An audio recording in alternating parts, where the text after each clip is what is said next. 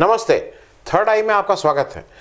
आज हम लोग एक बार बात कर लें, क्योंकि जो सरकार का एक एजेंडा है ना, एक तो जो एजेंडा मान लीजिए देश कैसे चलाना है, फिर इलेक्शन कैसे जीतना है, जो सबसे बड़ी बात है। लेकिन मतलब एक जो ये दंड, जिसको कहते हैं साम दाम दंड भेद में जो दंड वाला पार्ट है, उसको कैसे यूज किया जाए, वो भी एक थोड़ा सोचने वाली बात है। आलोक वर्मा, अगर आपको याद हो, जो सीबीआई के पुराने डायरेक्टर थे, जिनको कैसे हटाया गया था, मैं अभी उस पर भी चर्चा करूंगा। उनके विरुद्ध होम मिनिस्ट्री ने एक अभी रिकमेंडेशन किया है अनुशासनात्मक कार्रवाई के लिए, कि उनके ऊपर अनुशासनात्मक कार्रवाई तुरंत की जाए। क्या केस है ये मैं आपको बताता हूं। ऐसा कहा जा रहा है कि उन्होंने सर्विस रूल का उल्लंघन किया है। उन्होंने सीबीआई चीफ से हटने के बाद जो उनका ट्रांसफर हुआ था, नए पदभार को ग्रहण करने से मना कर दिया था। अब इस तरह का अगर डिसिप्लिनरी एक्शन होता है, होम मिनिस्ट्री के रिकमेंडेशन पे अगर यूपीएससी उसको अप्रूव करती है, तो ये कोशिश की जा रही है कि उनकी पेंशन अगर परमानेंट नहीं तो टेम्पररी तो रुक ही जाए, उनकी पेंशन रुक जाए, और उनके जो रिटायरमेंट बेनिफिट्स हैं उस पर भी रोक लगा दी जाए। थोड़ा इसको समझ लीजिए कि ये सब क्यों हो रहा है और आलोक वर्मा क्या थे। आलोक वर्मा 1979 के आईपीएस अफसर हैं, वही AGUMT, Arunachal, Goa, Mizoram union territory के अफसर, अपने बैच के यंगेस्ट आईपीएस, 22 साल की उम्र में आईपीएस अफसर बन गए थे। इन्होंने विभिन्न पदों के रहने के बाद 1 फरवरी 2017 को सीबीआई डायरेक्टर का पदभार ग्रहण किया था। यह भी समझ लीजिए कि सीबीआई डायरेक्टर का जो सिलेक्शन प्रोसेस होता है, उस जो सिलेक्शन पैनल होता है, उसमें prime minister, leader of opposition और चीफ जस्टिस ऑफ इंडिया रहते हैं। अभी हाल के दिनों में अगर आपको याद हो, जब हमारे प्राइम मिनिस्टर साहब और लीडर ऑफ ऑपोजिशन और चीफ जस्टिस मिले, तो उसमें राकेश अस्थाना जी का भी नाम उस पैनल में था। अभी की बात है 2021 की। उस पर चीफ जस्टिस ऑफ इंडिया ने ऑब्जेक्ट किया कि भाई इनका 6 महीने से कम का कार्यभार रह गया और ये technically as per rule consider नहीं किए जा सकते हैं, तो उनको कंसिडर नहीं किया गया। वो अलग बात है कि 31 जनवरी को वो रिटायर हो रहे थे। रिटायरमेंट से 4 दिन पहले उनको दिल्ली पुलिस का, वो गुजरात काडर के थे, उनको दिल्ली पुलिस का पुलिस कमिश्नर बना के, पुलिस कमिश्नर ही नहीं बनाया गया, 1 साल का सेवा विस्तार भी दे दिया गया है। खैर, ये तो भाई सरकार है, सरकार की जो मर्जी वो करें। अब हुआ क्या था कि जो सिलेक्शन कमेटी थी, उसने जब आलोक वर्मा को इस पद पे बिठाया था, इस पद के लिए चुना था, तो 2 साल का फिक्स टर्म रहता है। 2 साल का फिक्स टर्म सीबीआई डायरेक्टर का दिया था। अदरवाइज आलोक वर्मा 31 जुलाई 2017 को रिटायर हो रहे थे।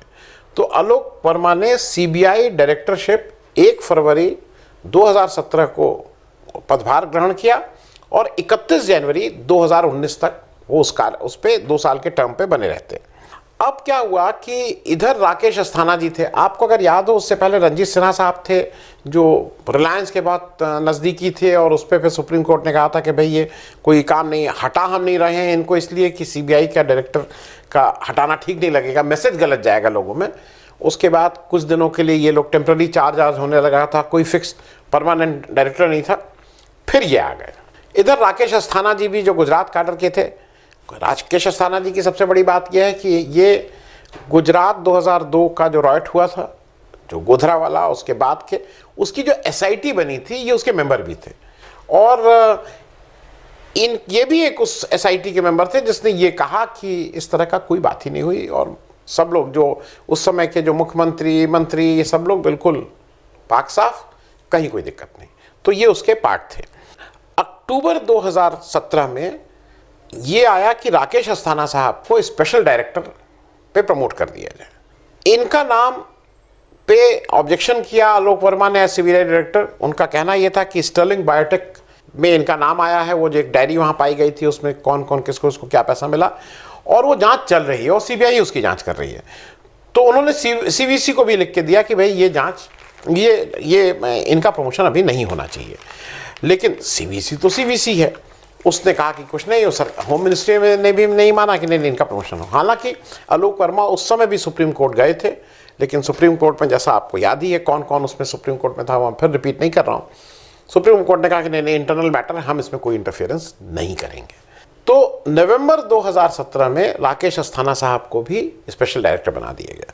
अब उनका मुख्य काम जो जैसा बाद में जो कंट्रोवर्सीज लगा, वो एक थोड़ा सा नज़र रखते थे आलोक वर्मा जी के कामों पे, क्योंकि ये जो पेगासस वाला अगर आपको याद हो तो ये तो 17 जुलाई में भाई नेतान्याहू से मिले, फिर उस समय बात हुई होगी, उसके बाद ही हिंदुस्तान में पेगासस स्पाईवेयर आया है, या मेलवेयर उसको आप बोले।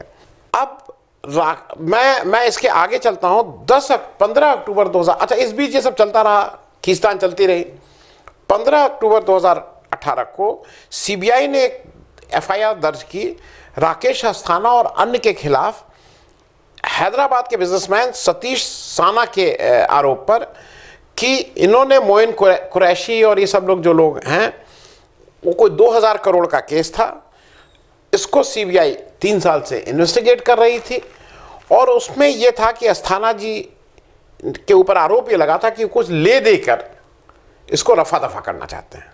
16 अक्टूबर को जो दुबई बेस्ड बिजनेसमैन था उसको सीबीआई ने गिरफ्तार कर लिया और अब ऐसा लगने लगा कि शिकंजा कसता जा रहा है राकेश अस्थाना जी के ऊपर। आपको अगर याद दिलाने के लिए 21 अक्टूबर 2018 को आलोक वर्मा जी का ऑफिस रेड हुआ था और 23 अक्टूबर 2018 की सुबह 2 बजे जो ऑर्डर निकला उसमें आलोक वर्मा जी और राकेश अस्थाना जी दोनों लोगों को छुट्टी पर भेज दिया गया था। और यही नहीं हुआ, जो टीम इस पे इन्वेस्टिगेट कर रही थी राकेश अस्थाना जी के अगेंस्ट, उस पूरी टीम को भी ट्रांसफर कर दिया गया, किसी को पोर्ट ब्लेयर, किसी को यहाँ वहाँ, मतलब कोई ऐसा रह नहीं गया जो उस जांच को आगे बढ़ा सके। ऐसा कहा जाता है, ऐसा लोगों का न्यूज़ आर्टिकल आए, बहुत से पत्रकारों ने लिखा कि ये कहीं डर ये था कि राकेश अस्थाना रफाल पे जांच शुरू करने वाले थे। दूसरा ऐसा भी कुछ जगह कहा गया कि इसमें हड़बड़ाहट में दोनों को इसलिए भेजा गया कि राकेश, चूंकि वो आदमी ऑलरेडी 16 अक्टूबर को अरेस्ट हो चुका था, जो कहता था कि मैंने घूस दिया, वो दुबई बिजनेसमैन वाला, तो ऐसा कहा जाता है कि राकेश अस्थाना साहब को 23 अक्टूबर की सुबह गिरफ्तार कर लेने की बात करीब करीब तय हो चुकी थी। तो उस हड़बड़ाहट में रात में 2 बजे इन दोनों लोगों को भेज दिया गया छुट्टी पे। 24 अक्टूबर को 24 अक्टूबर 2018, ये सब 2018 का रेफरेंस है, ये सुप्रीम कोर्ट चले गए। सुप्रीम कोर्ट ने 26 अक्टूबर को सीवीसी, चीफ विजिलेंस कमिश्नर, क्या वहाँ ये डायरेक्टिव दिया कि under the supervision of a retired justice, वो जस्टिस थे A.K. पटनायक साहब, जस्टिस A.K. पटनायक, कि इनकी देखरेख में आप 2 हफ्ते के अंदर इस पूरी जांच को कंप्लीट करिए। ये जांच, अच्छा, जब इन्होंने इनके राकेश अस्थाना के ऊपर एफआईआर की थी आलोक वर्मा ने, तो राकेश अस्थाना ने इनके ऊपर भी एफआईआर कर दी थी और सीवीसी को भेज दिया था, सीवीसी उसी की जांच कर रही थी। अब जैसा उस समय रंजन गोगोई के साहब के ज़माने में, अगर आपको याद हो, उसके बाद भी ये परंपरा रही, इधर तो नहीं सुना है, वो एक सील्ड एनवलप में सारी चीज़ें सरकार से लेती थी। उस सील्ड एनवलप में कहा है कि किसी को नहीं पता लगेगा, हालांकि कहा जाता है कि भाई न्याय का ट्रांसपेरेंट होना चाहिए, लेकिन वो सील्ड एनवलप, तो सीवीसी ने एक सील्ड एनवलप जस्टिस मतलब अदालत में सौंपा, जो सीजीआई उसको हेड कर रहे थे, और उसके बाद जो इसको सुपरवाइज कर रहे थे जस्टिस पटनायक, पुराने सुप्रीम कोर्ट के जज, उन्होंने साफ साफ लिखा है और कहा है कि there was no evidence against Verma regarding corruption, स्पष्ट शब्दों में कहा है। और यह भी है कि सारी इंक्वायरी का केवल बेसिस अस्थाना जी की कंप्लेन थी और कुछ नहीं। उन्होंने, जस्टिस पटनायक ने यह भी कहा है कि none of the findings in CVC report is mine, वो सीवीसी रिपोर्ट ने अपना जो मन किया वो भेज दिया, उसमें मेरा कोई लेना देना नहीं है, उन्होंने स्पष्ट कहा है। और एक सबसे बड़ी बात कि जिस व्यक्ति से के अगेंस्ट इंक्वायरी थी उसको भी नहीं बुलाया गया उसका पक्ष सुनने के लिए। भाई आपने मेरे ऊपर आरोप लगाया तो मेरी बात भी तो सुनेंगे कि इसमें क्या नहीं बुलाया गया। अब असली जो घालमेल शुरू होता है, यहां से घालमेल शुरू होता है कि सुप्रीम कोर्ट में ये सब आ गया और फिर सुप्रीम कोर्ट के डायरेक्शन में सुप्रीम कोर्ट ने कहा कि नहीं, आप इस तरह से सरकार को, और उससे बड़ी फजीयत हुई थी सरकार की कि आप इस तरह से सीबीआई डायरेक्टर को नहीं हटा सकते। और बीच में आपको याद है टेम्पररी चार्ज एक दूसरे को दिया गया और फिर कहा गया था कोई मेजर डिसीजन नहीं। खैर 8 जनवरी को सुप्रीम कोर्ट ने इनको रीइंस्टेट किया कि आप वापस ज्वाइन करिए विथ फ्यू राइडर्स। राइडर्स ये थे कि कोई मेजर पॉलिसी डिसीजन आप नहीं लेंगे, ठीक है। ये 8 जनवरी को फिर वापस सीबीआई डायरेक्टर हो गए। सरकार ने क्या किया कि 10 जनवरी को आलोक वर्मा साहब को एस सीबीआई डायरेक्टर के पद से डीजी फायर, होमगार्ड और इसी तरह का कुछ करके उनको वहां से ट्रांसफर कर दिया। इनका कहना यह था, आलोक वर्मा साहब का कहना यह था कि मैं तो 31 जुलाई 2017 में रिटायर हो जाता नॉर्मली अगर मैं पुलिस में रहता। मुझे एक सीबीआई के 2 साल का टर्म मुझे दिया गया and my posting was for 2 years in CBI, जो 31 जनवरी तक थी। तो कोई मेरा सेवा विस्तार नहीं हुआ था, मेरा टर्म था। तो इन्होंने कहा कि जो सरकार ने मुझे ऑफर दिया है, it is a new offer कि आप 31 जनवरी तक डीजी फायर रही हो, ये ऑफर मुझे स्वीकार नहीं है।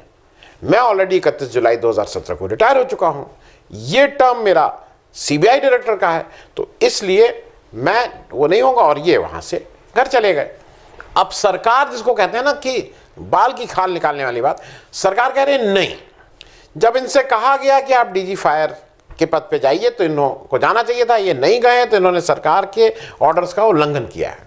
मैंने 1-2 आईपीएस अफसर जो रिटायर हैं उनसे बात की, उन्होंने कहा ये बिल्कुल ही मतलब सिर न पैर वाला वो है सरकार की तरफ से प्रयास, इसमें कहीं कुछ नहीं होगा।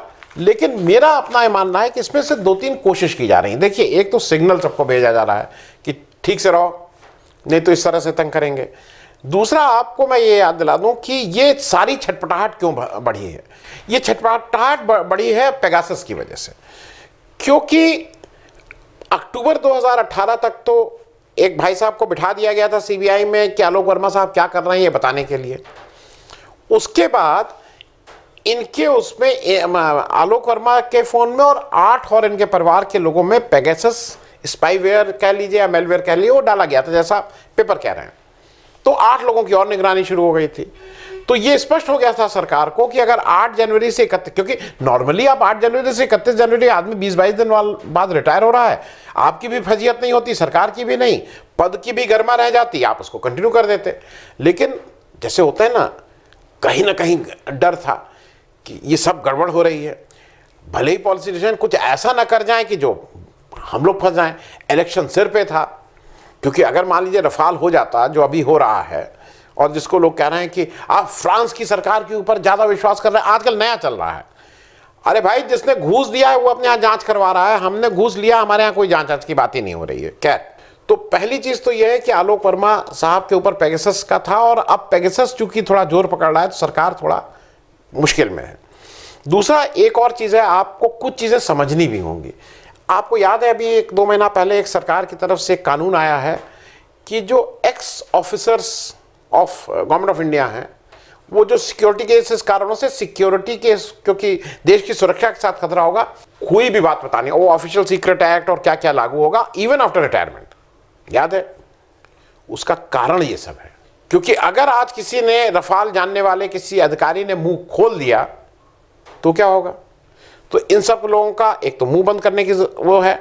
आलोक वर्मा साहब का लास्ट तक था कि अब अगर, अच्छा एक और उसमें था प्रश्न जो प्रशांत भूषण ने बिठाया कि भाई जब आपने इनको किया था वो सिलेक्शन कमेटी ही कॉम्पिटेंट थी इनको वो करने के लिए। खैर, वो एक मैं उस डिटेल में नहीं जा रहा हूं कि वो फिर से वो बाल की खाल होगी। मोटी बात यह है, सरकार स्पष्ट ये कहीं ना कहीं मैसेज देना चाह रही है कि अगर आप फॉल इन लाइन नहीं होगे तो फिर आपके साथ ऐसे ही होगा। यही काम वेस्ट बंगाल के चीफ सेक्रेटरी जो एक दिन बाद रिटायर हो रहे थे, उनको बुला के क्या क्या ह्यूमिलेट करने की कोशिश की थी, उन्होंने एक दिन पहले ही, मतलब वो सेवा विस्तार से एक दिन पहले ही चले गए। ये सब सरकार की तरफ से कोशिश है। मुझे ये लगता है कि सरकार ये जो भी कर रही है ये कहीं ना कहीं उस एग्जीक्यूटिव को हतोत्साहित कर रही है। आज हो सकता है कि कुछ IAS IPS अफसर सरकार के पक्ष में रह के ये बताते हो कि साहब मेरे बाबा और मेरे नाना भी RSS की शाखा में जाते थे। हर एक आदमी के अब जाने लगे हैं, बाबा, नाना, चाचा, कोई ना कोई तो जाता ही था, वो खुद ही चले जाते थे। लेकिन ये एक परंपरा गलत है, क्योंकि एज अ कार्डर आप उसको कहीं ना कहीं डिमोटिवेट कर रहे हैं इस तरह के उससे। Thank you so much. अगर आपको दी पब्लिक के कार्यक्रम पसंद आते हैं तो इन्हें लाइक करें। अगर आप इस वीडियो को YouTube पर देख रहे हैं तो चैनल को सब्सक्राइब करें, और अगर आप इसे Facebook पर देख रहे हैं तो दी पब्लिक के पेज को लाइक करें।